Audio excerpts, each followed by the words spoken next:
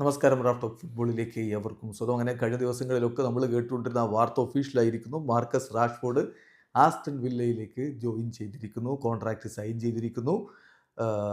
Loan ഡീലാണ്. Initially loan ഡീലാണ്.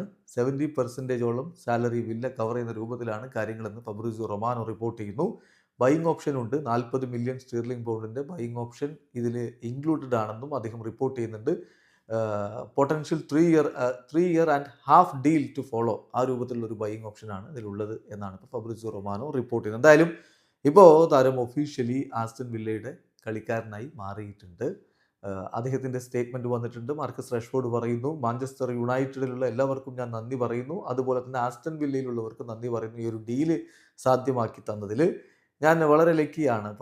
കുറച്ച് ക്ലബ്ബുകൾ എന്നെ അപ്രോച്ച് ചെയ്തിരുന്നു. പക്ഷേ വില്ലയാണ് എന്നെ സംബന്ധിച്ചിടത്തോളം ഒരു ഈസി ഡിസിഷൻ എന്ന് പറയാവുന്നത്.